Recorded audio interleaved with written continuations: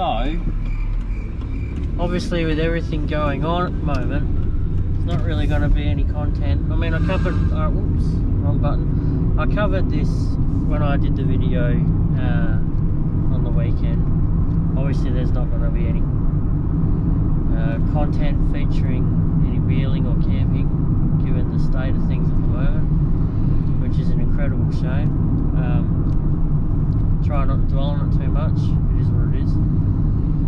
But on the flip side to that, having another car now, it's giving me A, fair bit of time to do things on it, and B, something for me to film.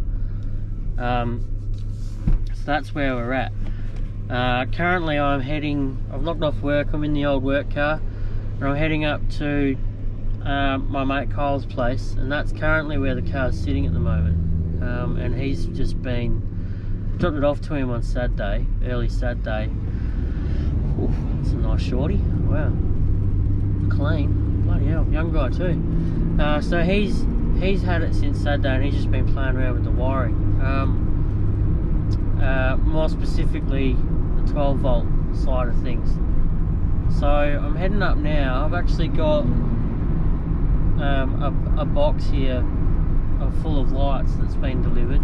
I've got some spotlights, a light bar, a couple of 4-inch work lights. What else have I got in there?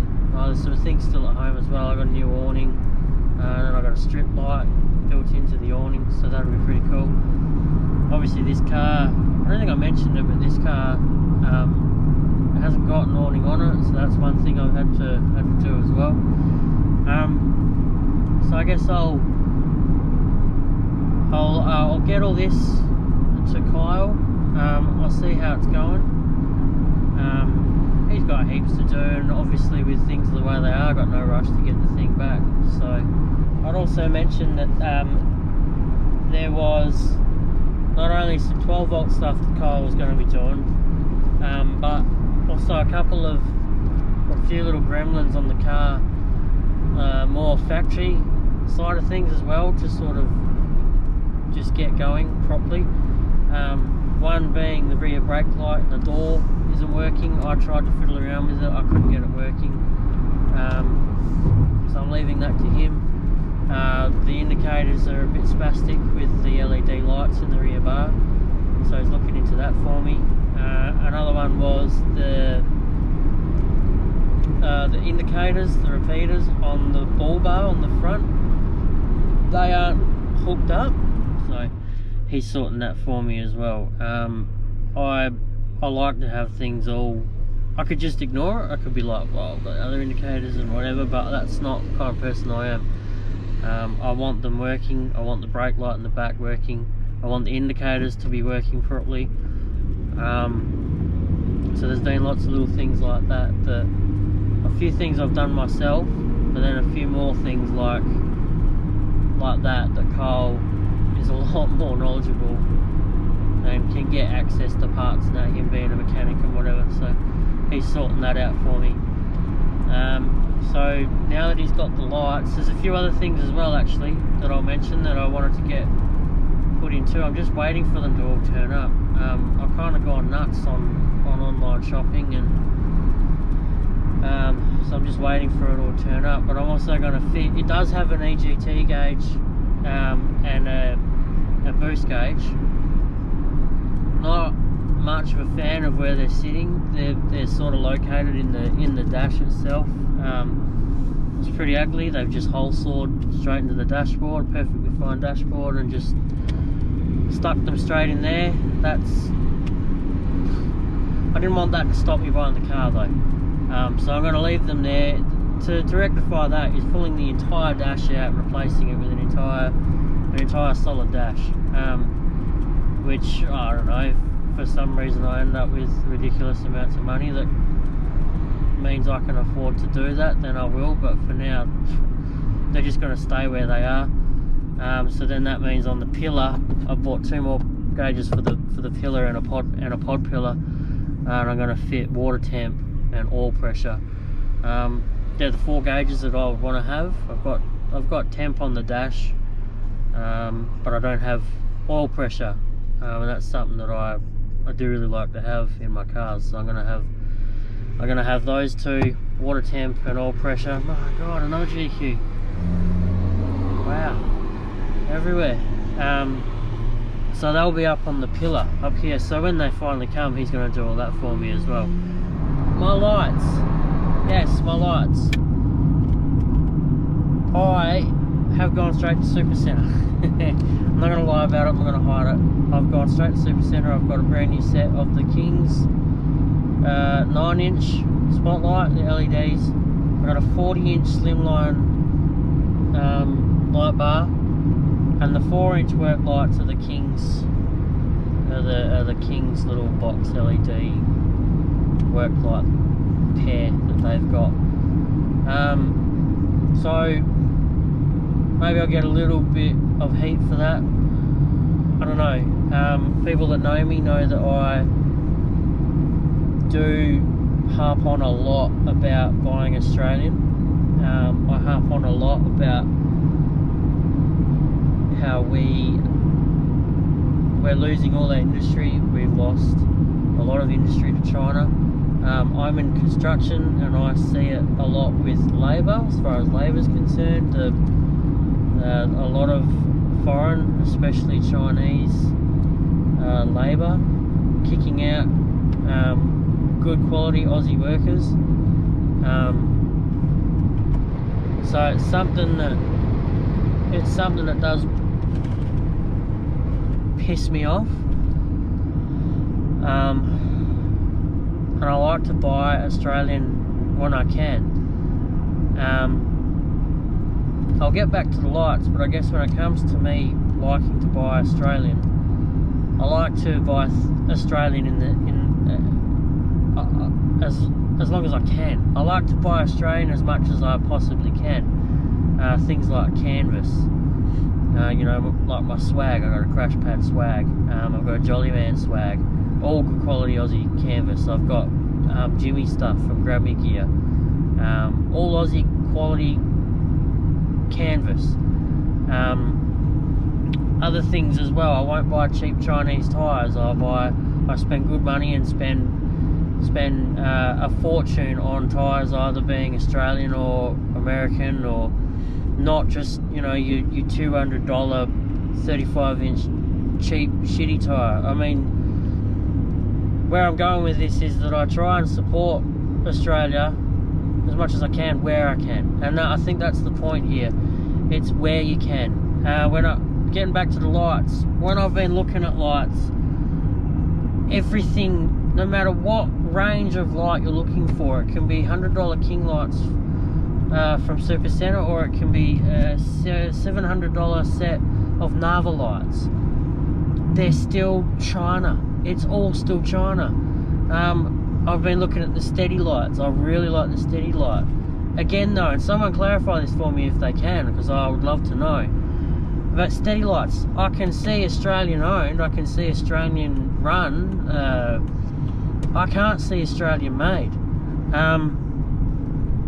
So it's, even Nava, I was looking at Nava lights at Repco just the other day, and Nava's good. I consider Nava as a good quality product. Again though, $700, I pick up the box and I look on the back and it says made in China. I mean, literally, I got these King's lights for $97 or $96, and they're a 9-inch LED. For what I expect out of my lights and what King's can do for me for that amount of bang for buck, as opposed to what I could spend on another brand, which, let's be honest, still comes from China, the choice is obvious. I'm going to go for King's. So I think I'll just keep driving, and you'll see me pretty quickly up at Kyle's house. Stay tuned. So I'm here at Kyle's now, parked up in the shed. All this crazy amount of wiring is, what was it even for? All that wiring was really servicing what? It's for a light bar on the roof, 2 volt gauges, and the EGT gauge and boost gauge. All that for that. So I'll show you the engine bay now where it was all sitting. This is how clean it all is in here now. This was just full to the brim with spaghetti wiring, and there was relays just not even mounted and just floating around. So this is all so tidy and clean now, basically factory. So now all Kyle needs to do is rerun it all nicely in some conduit, and it'll be perfect. So I've got these as well, these little naval lights. Yeah, look at that. Like a mint. One there, one there. I like that. And be, I like that a lot. mounted that way. Yeah. Perfect. That'll project a nice light. Yeah, yeah, these are good. These are good. You can see this is getting pretty hectic in here. It's all pulled apart and ready basically for just some nice, decent, adequate wiring to be done, which will be good. So I already showed you the engine bay and the difference that's made. So it's all, yeah, it's all coming along rather nicely. It'll be good once it's all done, just to have some good wiring in here and have everything running as it should do, which should be cool.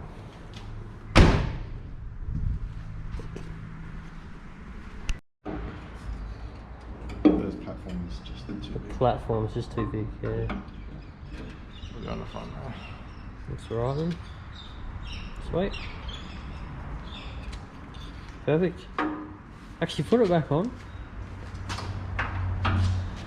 One thing I hate about these ARB bars is how to the side they have lights mounted, Well, rather than more in the middle. Well, we can if you want. You reckon? Yeah, we can just drill a hole. Yeah. Center them up a bit.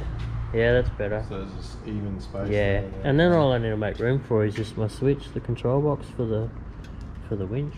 Yeah. Which there'd be plenty of room for that. So no, that'd be better. Sweet. Yeah, cool.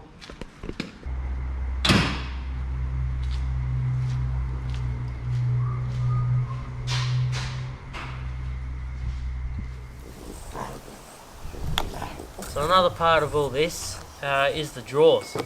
While the car's sitting there all ripped apart, I want to refurb these drawers. They had to come out anyway. Kyle needs the access to get in for some wiring and whatnot, so it's a perfect opportunity for me to get these home and refurb them up. What I'm actually going to do is, these tops are quite warped, quite old. So I think what I'm going to do is just biff these completely and I can use these as templates to cut out some fresh timber from Bunnings and just make new tops. I think that'll be easiest, and then recarpet them. Like I say, these are pretty old and they're pretty haggard, so there's no point really me pulling off this carpet and relaying it when they're all warped. They've been cut. It's all a bit of an abortion here, and there's a bit of a gap when they're sitting on top of the body of the drawer system. So and things like this, I don't need these wings. It just goes to a wheel arch. I can't use the space. These are all warped. It's pointless to me. So I think I'll just do that. So I'll measure the timber to size, cut it out, recarpet it, and happy days, will go straight in there, look brand new. And also, while I'm at it, these are just sheet metal. There's nothing wrong with these. These are for the front. This is the face of the drawers from when they're sitting in the back. So I'll just get the heat gun on this, pull the carpet off and recarpet that. They'll come up brand new. So that's the plan. That's pretty much what's going to happen. With the drawers themselves, they're actually still stuck in the car. They got some weird locking mechanism on them. They got bump stops on the back. They only come out maybe not even 3/4 of the way out, which is pretty much useless for me anyway. So Kyle's, one of the bump stops is welded on, another one is sort of all bound together, the bolt won't come off, it's all rounded out. So Kyle's going to have to try and figure something out to get those out for me, and then once they come out I'll bring them home and I'll do the same to them. I'll get the high pressure cleaner on them, clean the guts out, relay some nice carpet in the bottom of them, and I'll relay carpet on the front. So they'll pretty much come up brand new. Put some nice handles on them, get rid of the bulky ugly locks that are on it, and freshen them right up so they'll look pretty much brand new. Can grease the bearings, re-grease the bearings up, make them slide nice, and happy days. That'll be great. I'd rather do that than just, you know, spend excessive amounts of money to go buy a new set of drawers. It's not really necessary. So that's the plan for that. So that'll be, I'd say that'll be in the next video for you. I'll go to Bunnings. What a shame, eh? Going to Bunnings. I'll go to Bunnings, get some new timber, get some carpet, get some glue, and then I might do a video. That can be the next video. Me sort of refurbishing these drawers. So it's yeah, just kind of how it is at the moment. We're not out camping or adventuring, but at least it's something I can do. So yeah, it's not all bad. And then really after that, we'll probably be ready to go check it out. Go back to Kyle's and check out what he's got going on with the lights. And I don't think it'll be too far away from doing the 12 volts system either, because yeah, he'll be getting all the wiring and that down. So there'll be some of the 12 volt system in the back to check out, and how he's sort of configuring the switch panel, and he's going to put a fuse box and that in for me as well. So I'll be ready to check out all that, see how he's going with all that soon too. So that'll be there's another few videos there to sort of keep me occupied and keep you guys up to date with the channel and what's happening with the car. So yeah, for now anyway, that's it though. So I'll leave it here for this. You'll see me again when it comes to getting these drawers sorted. So in the meantime, stay safe, keep well, and we'll talk soon. Bye bye.